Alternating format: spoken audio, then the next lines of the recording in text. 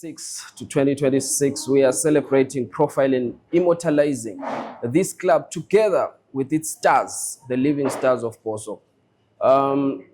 We're still here in Bulawayo and we're celebrating Tobias Madlambanje, but some people say Mzilikazi.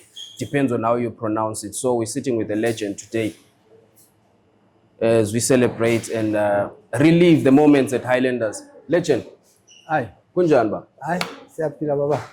Ithini ibhoso yabantu? Na ibhoso ichila umoya. Ichila umoya. Madoda. Ichila umoya. 100 years. Yeah, 100 years. What does it mean to you? It's an honor. It's an honor. To be part of the people celebrating 100 years. 100 years. No, it's history. It's history in the making. Yeah, it's history in the making. Okay, right. Sharp. So you've been in the Highlanders circles, in the Highlanders life. It's a lifestyle to you, I believe. Yeah. And I want us to talk about 1986. Your life from 1986. Let's talk about Tobias Madlambanje joining Highlanders. How was it like? You know, it was like a joke joining Highlanders. It was like a joke or a job? Joke. A joke, it was okay. Like a joke. All right. By then I was playing for Zimbabwe Colts.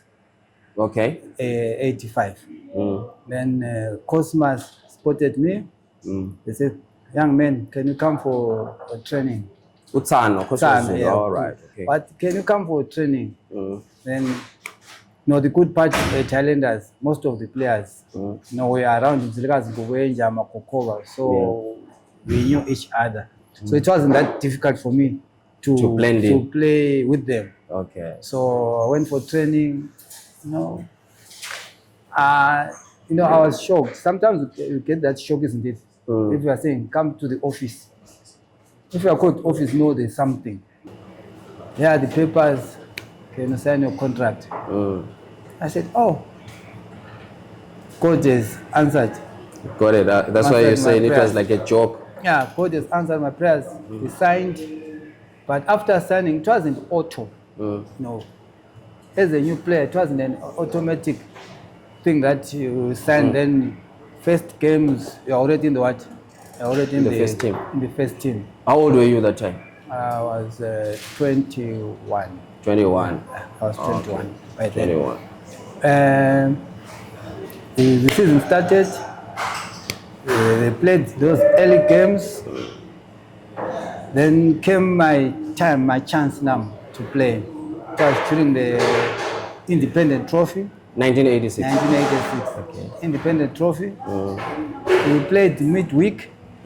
I think. Who are you playing against? Against the by then Zimbabwe Saints, Chauya Chikwata. Oh, Chauya Chikwata. Yeah, okay. By then it was Zimbabwe Saints. So the game was being played under flag light at PF. The game started. I was on the bench.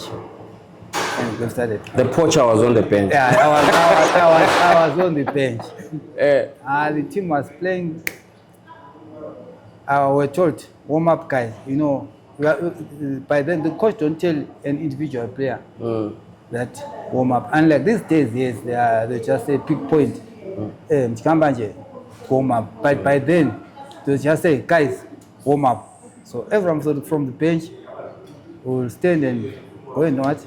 To warm up. I was called, now getting in.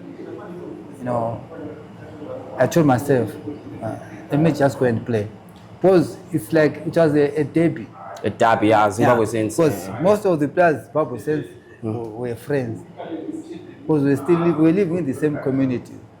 By then, most of the players. Because Bulawayo was still a small city. I continued the substitute. We played. Then came across. Yeah, man. Header. 2-1. Okay.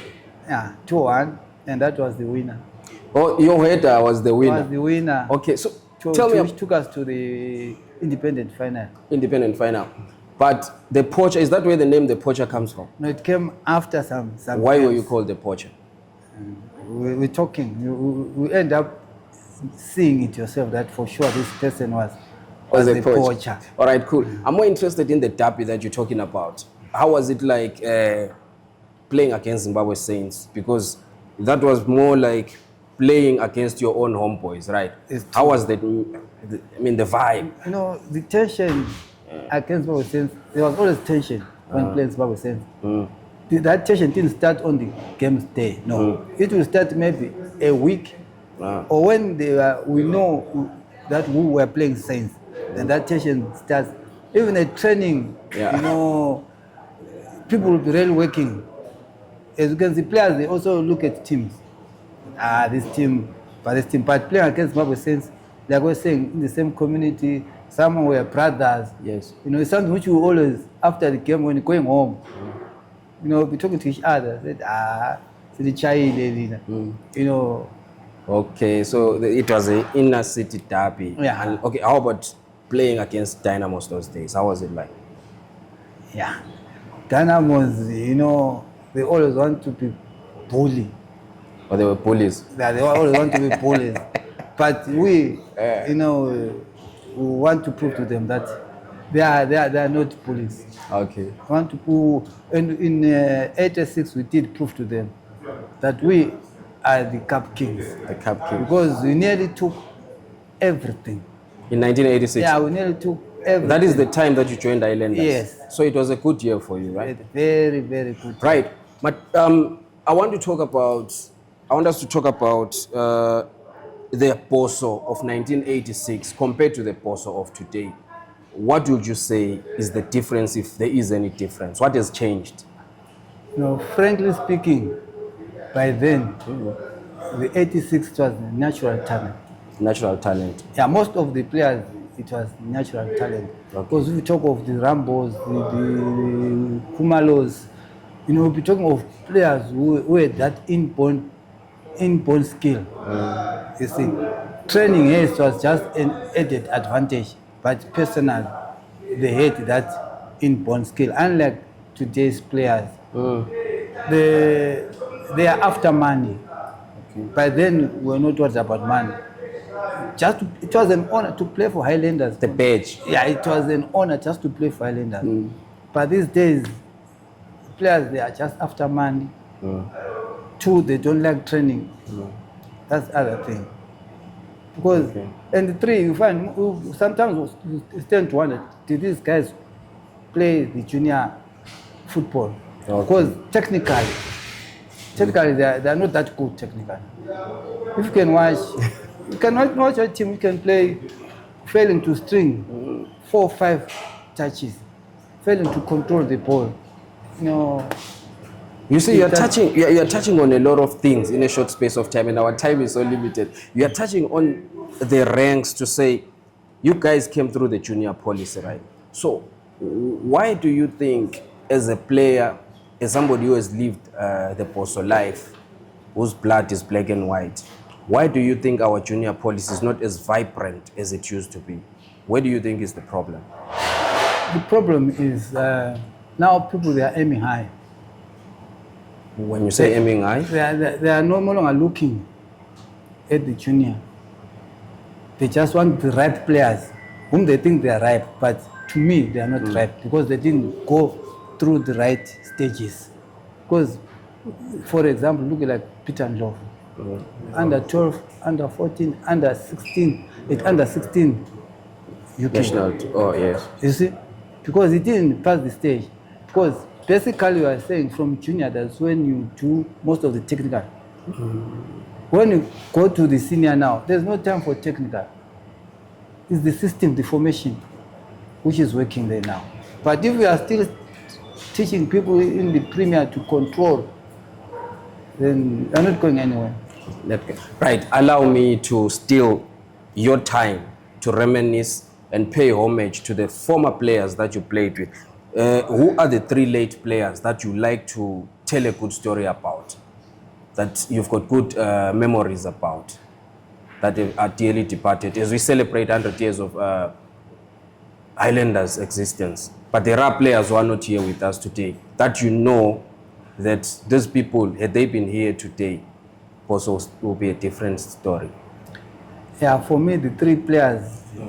I know I've limited you to 3, but yes, yeah, you can talk about them, more. But the 3 I can talk about today, we've got the bushwalkers, which was the late Mercedes Rambo, Yeah. the late Willard. Yeah. Then this other third one now, the late Raman Kumbo. Hurrah. Yeah, these guys, you know, sometimes.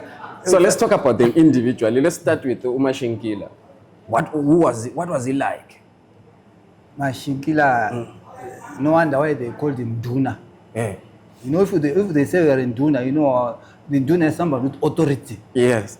Somebody who's in control of everything. Okay. So the Duna was always in control of the meat. And he had those powerful shots. You could shoot. Shy shot. Chai shot. Those long drives, you know, we were guaranteed if the Duna is there, nothing goes wrong. And we were on top. Okay. Yeah. Rambo. Then Rambo on the right. You could overlap. You Like where could Shy shot. go through from back to striking, and he had the powerful shot. You had the powerful shot. Yes. You could score from 40 meters. 40 meters. Go to a 40-meter drive. Yeah, 40-meter drive. You know, he had that power. Yeah. As you can see, he's built. He had that big build, Rambo. And even if he's attacking you, if you are weak. Is that why he was called Rambo? He got the nickname Rambo? Because of his stance. Oh, he's there. Okay. Yeah, that's why it's called Rambo. And then Rush. He was a lanky midfielder, but dangerous. He also was a good shooter. Okay. And you could pass easily to his opponents. Okay. So those guys, we really miss them. Just to add on something, I will always remember when in camp, these three guys. How was it like being in camp? You know Perry. Perry Taga, our late coach. Yes. You know his body. Perry was a small body. They will find, you know, Willard and Rambo, they will become attacking like bushwalkers. You know how the bushwalkers were going, so lifting him up and pinning him down. Then Raman will always be the referee. You know, that's how we were during our spare time. Okay. Those are the things which we will always remember of our friends, because they were very playful. Okay. Entertaining. What about Tobias Madlambanje? Did you get a chance to play with him? Yeah, I did. He's the one who was protecting me at Highlanders. Protecting you? Yeah, because he was my brother. As from in the same location. He was my neighbor. When are you from Mzilikazi, right? Nguboyenja. Yeah, Tatas was from Nguboyenja. Oh. Yellow man. The smartest of all players. Okay. Yeah, the smartest. He never wear anything which was not Pericardine. Hey, wait. Van Hissen, you know, we're talking of names. That's why he was one of the most gentlemen. He was a sweet guy. Yeah. No wonder women liked it. Was he a ladies' bed? I heard he was a ladies' bed. You know, people they say we are footballers are ladies men, but the ladies are the one who always harass footballers. Oh, ladies harass you? Yeah. Oh, okay, all right. We are not ladies. What about the Captain Ox? Did you play with the Captain Ox? Yes. Yeah, tell me about Pitango. I was a Is it true that way two Ghana? He was no nonsense man. He was no nonsense man. If you stand by his way, he will pump you. You know, one of the best keepers at Bosso is Captain Pitango. One of the best. Cool ruler. As the word says. He was one who was playing with the white shorts. Alex. Yeah, if we were putting on white shorts, he will come out without any dust, anything. His shirt will still be white. But he's a central defender. Because you know why? Because he was good at timing. He's not that defender who always want to slide. But he's smart. Yeah, because the advantage of long legs. You know, if he just stretches his leg, he's already taken the ball. Okay. He had advantage of long legs. Because he was a long guy. So besides Tobias Madlambanje being your brother, who were you more closer to in your team? In Highlanders, it's like the strikers were very close. Matinda, then there was also Tumsani Ngulube, the late Tumsani Ngulube. So whenever from camp, we'll carry each other. in Matinda's car, the MG.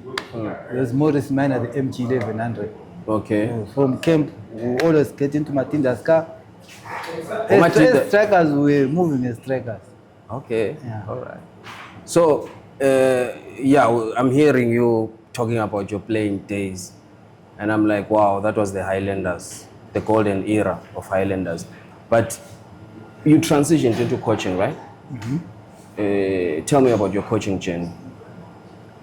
When I started coaching, we did, with the courses in Zimbabwe from level 1 to level 4. Because in Zimbabwe, level 4 is the highest course. Then I went on to do CAF C. I've got CAF C license. I went to do CAF B. I've got CAF B. I coached Zisco 2008. Then 2006, 2008, I went to coach Caps FC in Harare, not United. But then Caps FC. Which one is Caps? Okay. Anyway. There was Caps United, isn't it? Then Caps FC was being sponsored by Caps Holdings. Okay. But it's now defunct. Yeah, it's now defunct because it was Maybe that's why I don't know it. Yeah, it was relegated and it never rose. As for coaching, I've got CAF B. But for now, football in Zimbabwe, truly speaking, is in a mess. It's in a mess. Okay, I want us to talk about that in passing, though. It's in a mess. Why do you think it's in a mess? Where is the problem with today's football? The problem, I think, some of this admins, the team owners, you check Mzilikazi. I'll mention my name, isn't it? I will coach Highlanders, and the Highlanders is not playing well.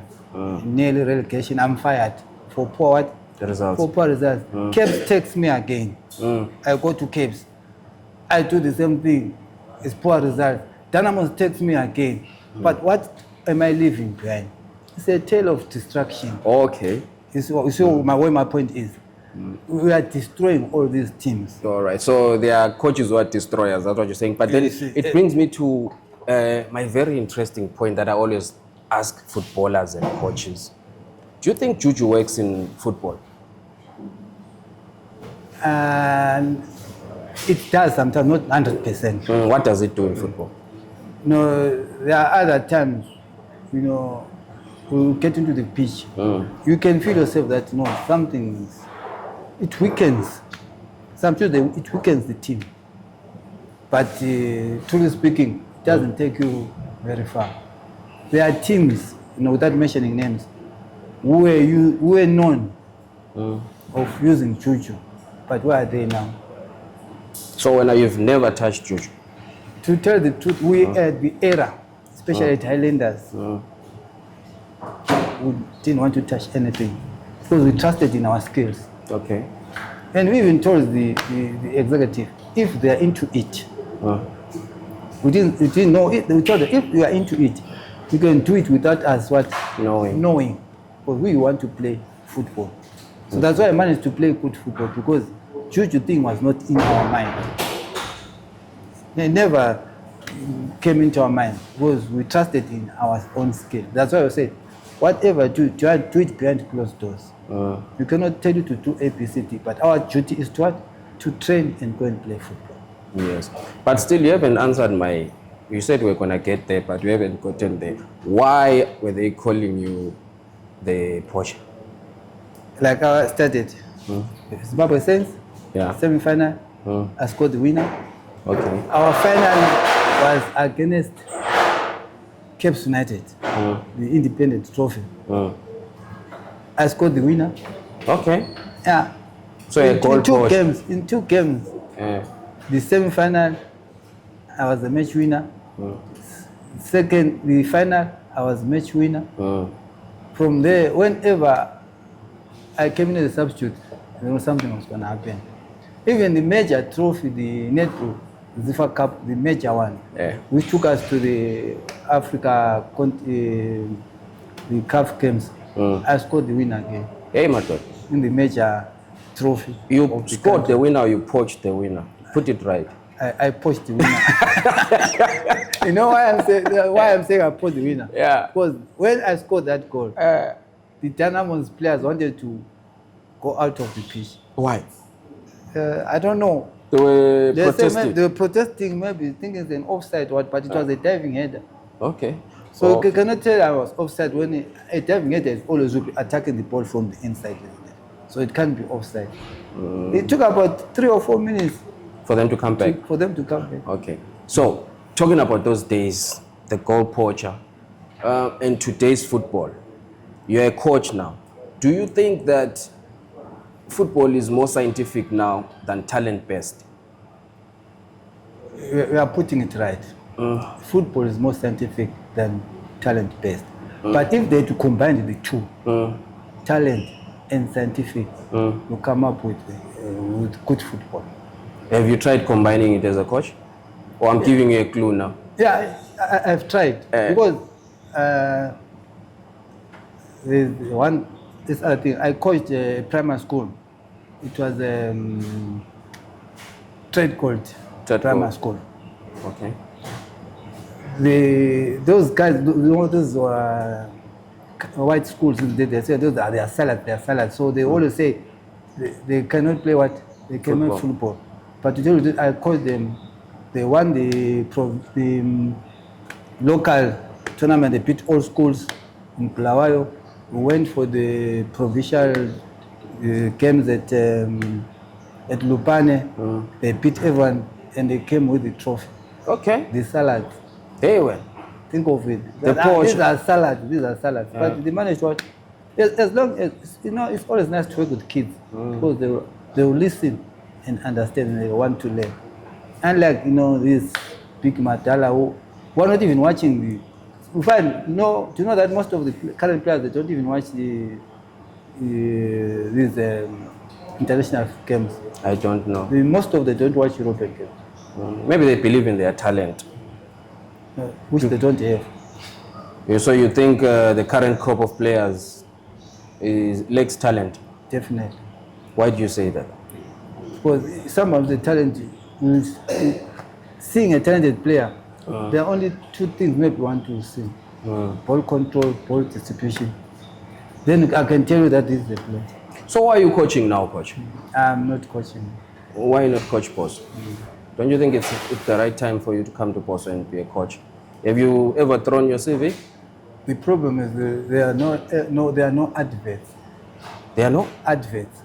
Because if there is or it's by appointment? You see now, if there's supposed to be adverts, we are looking for a coach, send in your CVs, then they will shortlist, isn't it? They shortlist, you go for interview. But I know Vincent is there, let me go talk to Vincent. Vincent, can you come and coach? Then what about us? Who are not connected, which means we'll never coach. Because we'll be thinking that to get advert, isn't it? Looking for a coach, send in your CVs, closing date, blah, blah, blah. You send. If you are shortlisted, we'll go for an interview. But hey, Zimbabwe, have you ever had any team putting advert for coaches in Zimbabwe? No, I don't remember. Not that I think of any, but I mean, I've never, I don't remember. Okay, so the system is not in favor of people like you. You see now. It's in favor of the connected. Even at your own club, that should be absorbing your skill. See now, it's always connected. So what role are you playing at Highlanders currently, if any? No, we are trying, but to tell the truth, Highlanders is not recognizing us as former players. Well, it's not there are others who are like we're working with the juniors, but I always say we are ambassadors of Highlanders. And working at Highlanders is not about money. They can use us to scout, go to different provinces, much north, much south, look for players, help each other to build our team. But we are shortlisted. They are not even in the picture. A very pertinent point that you are raising with the poacher.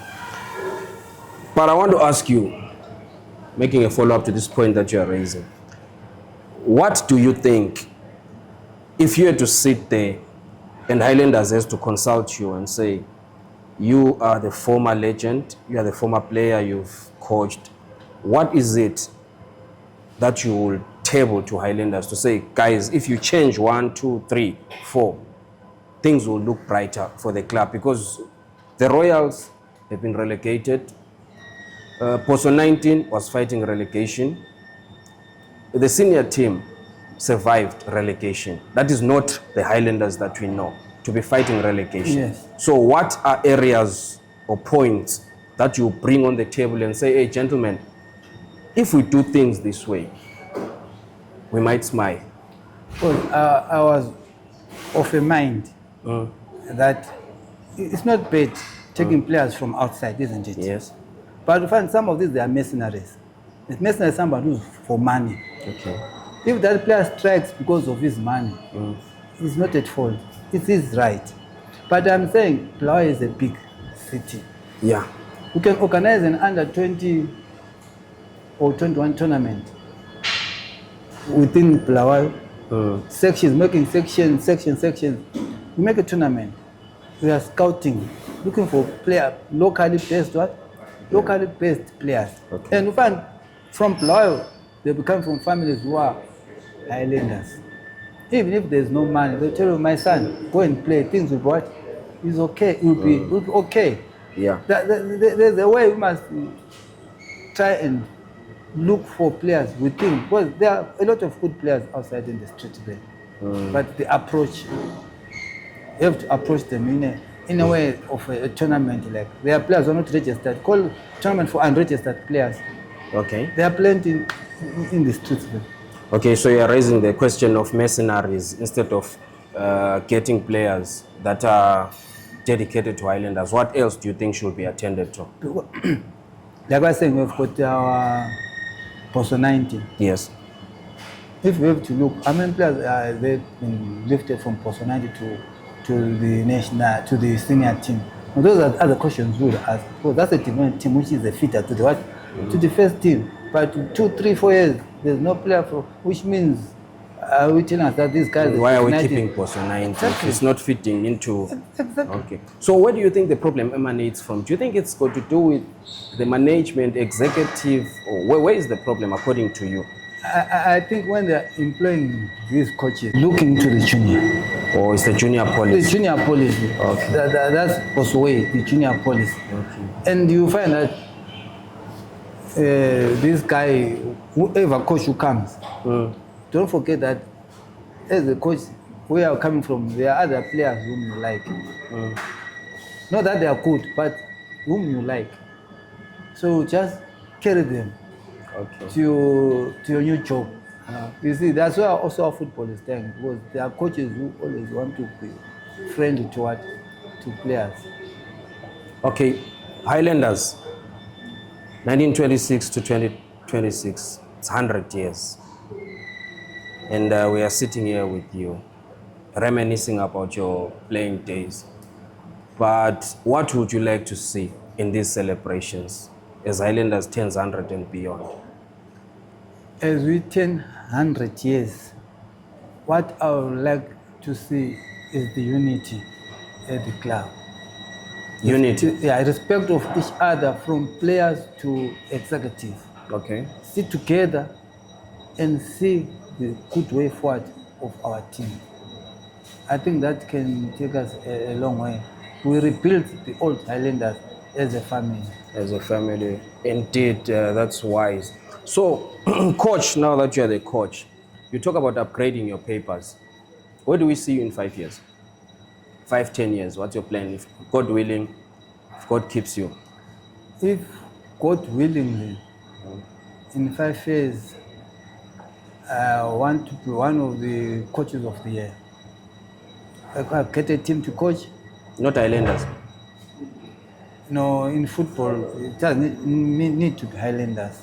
But need to be a coach for any team. Any team. Because you might be 100 people want to coach Highlanders, then the 5 years will lapse without me coaching. You see.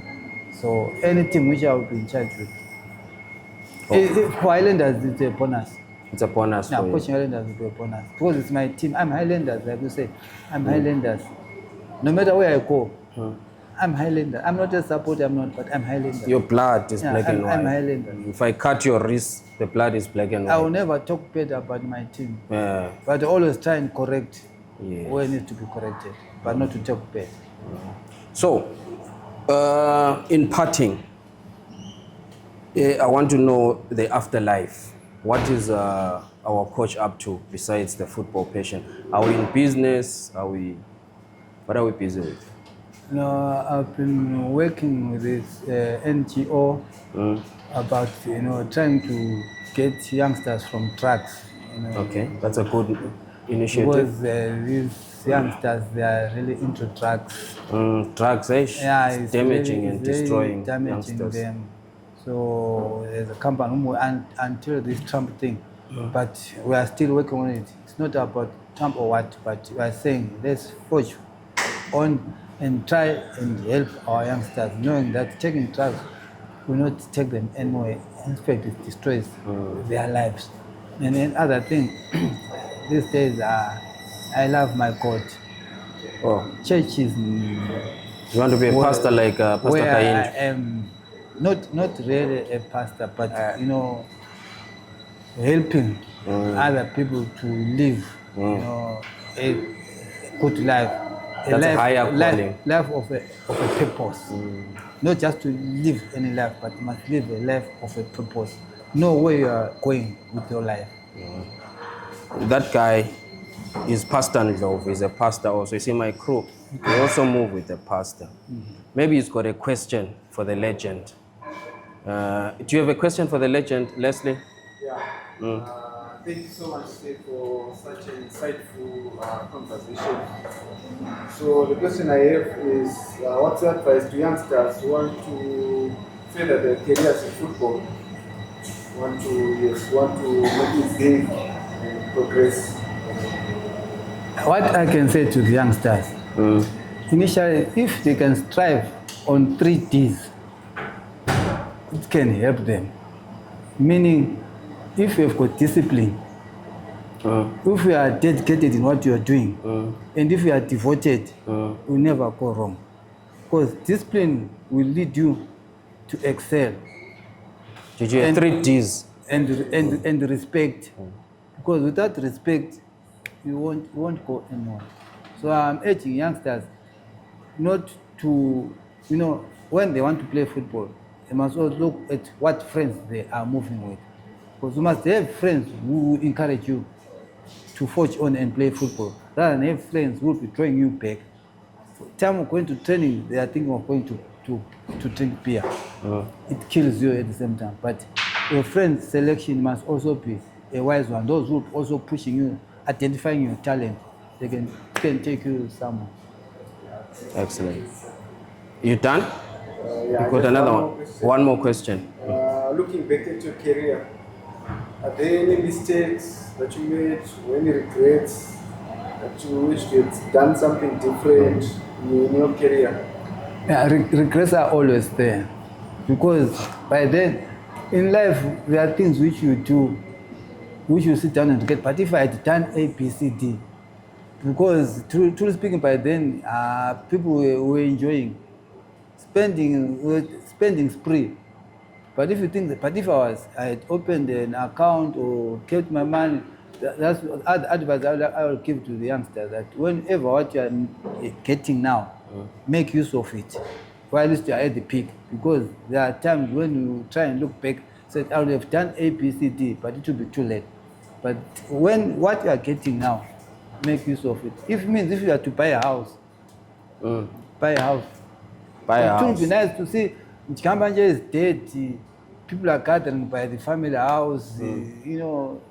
When he was making money, it's not nice. I'm telling them, if you are making something, try and have your own property. So we've got also the man from Highlanders, Matthias. He is the legend. What can you say to the legend as Highlanders turns 100? My question is the atmosphere back then during the days. How was it like? Wow, it was really, a sin, because our away games were going out maybe with 3-4 buses of supporters going to watch us. Wherever we're going, it's Metwange, Mtare, Harare. they were going with supporters. 4 or 5 buses. And from training, I don't know how they are doing. From training, Tuesday, a training finally field will be full. People will be like a juror round the pitch. While you are training? Whilst we are training. Hey. And it was an advantage by then, because whatever move you make a training, if people clap hands, then you tell yourself that this is good. It also helps. Unlike these days, no, their training is secret. They don't want people to come and watch their training. But it helps players to play under a huge crowd. Because you see the huge crowd at training. Then when it gets to the main match, even no matter how many people are in the stadium, we are used to them at training. It's an added advantage. But these days, it's under closed doors. Wow. So, hey, things have changed and things have to change also. So, Legend, I want to wish you all the best. Thank you. As we attain 100 years as a club, I know you've got your own personal goals. And I want to see you succeed in those personal goals. Thank you. And like you say, you have a higher calling. I want that higher calling to manifest. And allow me to thank you for your time. It's not easy for us to have this opportunity while you guys are still alive, to sit with you and you share with us such great moments and lessons. Thank you so much, Legend. Thank you. I'm also honored to be one of the people to talk about the 100 years of Highlanders. Also, thank you very much. Please speak to the camera about what 100 years means to you and to the club. Yeah, we talk of 100 years. Think of it, your first step from 1 to 50 halfway, then to 100. I'm nearly there because I'm also turning 60 this year. So I'm nearly there. It's an honor. And we want to maintain the legacy of Highlanders. The team Elizalong, if you say the team of Elizalong is a national team. Yes, there is Zimbabwe, but Highlanders. You go to Mtare, you go to F, you'll be surprised there are more supporters of Highlanders in Mtare than Bulawayo. That's so, true. You know, for 100 years, I say, hallelujah, thank God. Wow. Legends of the game, we continue and we carry on with celebrating 100 years of football culture and legacy at Highlanders. As Highlanders is turning 100, we're profiling these legends, we're sharing moments, we're reliving their moments. Keep locked on to the next legend that we're speaking to. Till next time, cheers, bye-bye.